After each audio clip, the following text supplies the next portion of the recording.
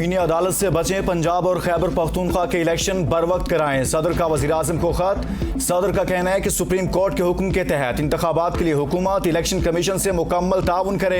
वज़ीर आज़म विफाकी और सूबाई हुकूमतों को हिदायत जारी करें। खत में सदर ने इंसानी हुकूक की खिलाफ वर्जियों की तरफ भी तवज्जो दिलाई। कहा कि सियासी कारकुनों के खिलाफ झूठे मुकदमात बनाकर इनके घरों पर छापे मारे जा रहे हैं। वज़ीर आज़म इंसानी हुकूक की खिलाफ वर्जियाँ रोकने की हिदायत जारी करें।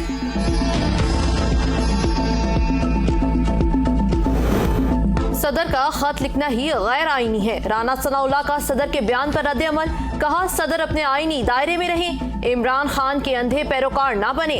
इमरान खान को खत लिखें कि तोशाखाना और फौरन फंडिंग का हिसाब दें। क्या अपोजिशन लीडर को सजाए मौत की चक्की में इंसानी हुकूक के मुताबिक डाला था?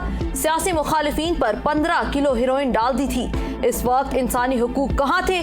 पुलिस के सर फाड़ने, पेट्रोल बम, गोलियां, गोलेले इंसानी हुकूक के मुताबिक चलाएं। इमरान खान को खत लिखें कि 190 मिलियन पाउंड पाकिस्तान को वापस करे।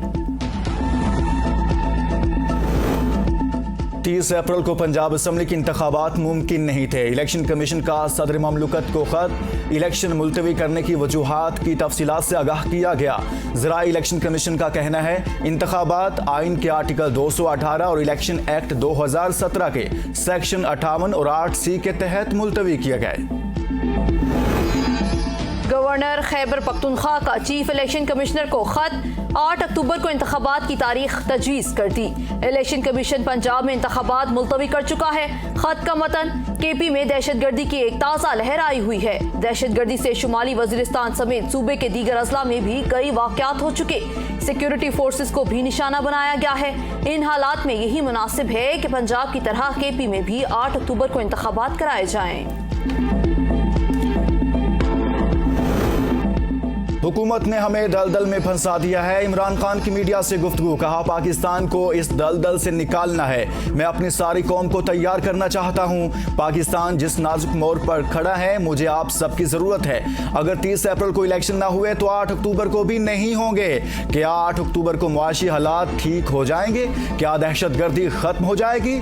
उस वक्त तो सूरत हाल और ज्यादा खतरनाक होने जा रही है।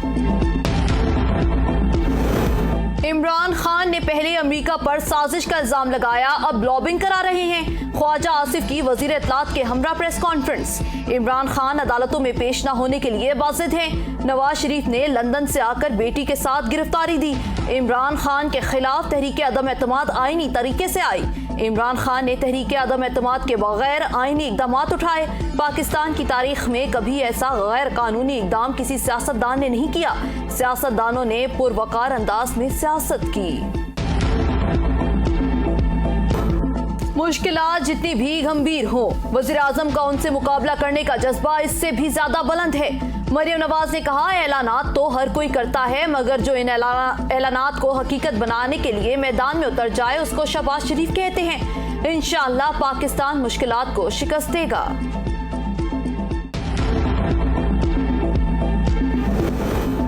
पाकिस्तान मुआशी इस्लाहात पर अमल दरामद के लिए एतमाद बहाल करे। डायरेक्टर IMF की न्यूज कॉन्फ्रेंस। कहा, पाकिस्तान की मईशत को बड़ी मालियाती जरूरियात जैसे चैलेंजेस का सामना है और ये सब चैलेंजेस पाकिस्तान में तबाहकुन सैलाब की वजह से हुए।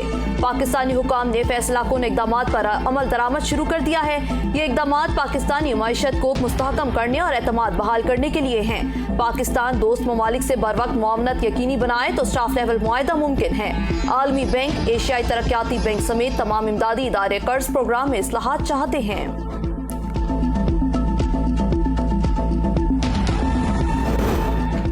चीन ने पाकिस्तान के जिम्मा $2 अरब कर्जे की अदायगी मुअख्खर कर दी। IMF और पाकिस्तान के दरमियान स्टाफ लेवल मुआहदा होने के इम्कानात बढ़ गए। पाकिस्तान सऊदी अरब और मुत्तहिदा अरब अमारात की जानिब से फाइनेंसिंग का मुंतज़िर।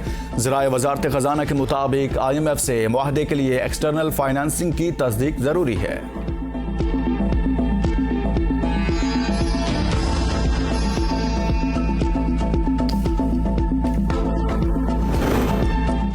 वज़ीर-ए-आज़म का लाहौर और कसूर में मुफ्त आटे की तकसीम के मुख्तलिफ मकामात का दौरा। रमज़ानुल मुबारक में किसी शहरी को तकलीफ नहीं होनी चाहिए।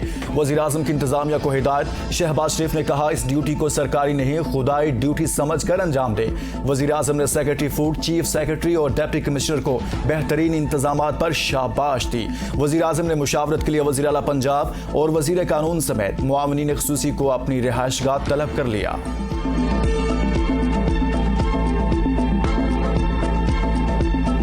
एक कमाने वाला 10 खाने वाला वो पूरा नहीं कर पाता।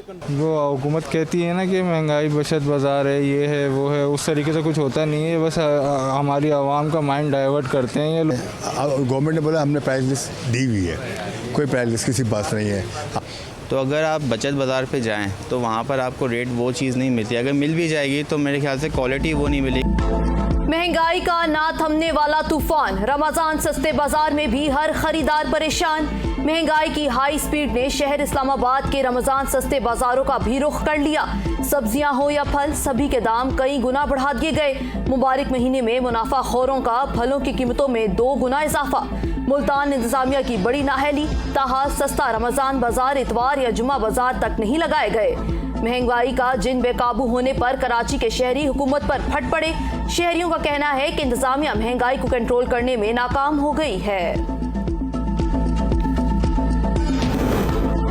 रमजानुल मुबारक शुरू होते ही अवाम गैस से महरूम। गैस की किल्लत और लोड शेडिंग के बाइस रोजमर्रा के मामूलात जिंदगी बुरी तरह मुतासिर हुए हैं। इस्लामाबाद, कराची, लाहौर, मुल्तान और रावलपिंडी समेत मुख्तलिफ शहरों में भी गैस न होने से शहरियों को परेशानी का सामना है। बिजली की भी मुख्तलिफ शहरों में आंख मचोली जारी।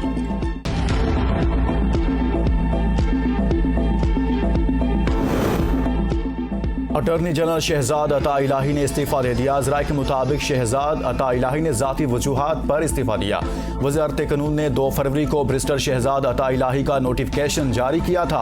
अटॉर्नी जनरल ने दुरुस्त फैसला किया। हमाद अजहर का ट्वीट, कहा मौजूदा रजीम का साथ देने के लिए ज़मीर का मुर्दा होना ज़रूरी है। जितनी जुल्म और तबाही इस वक्त मुल्क में हो रही है, इसकी मिसाल नहीं मिलती।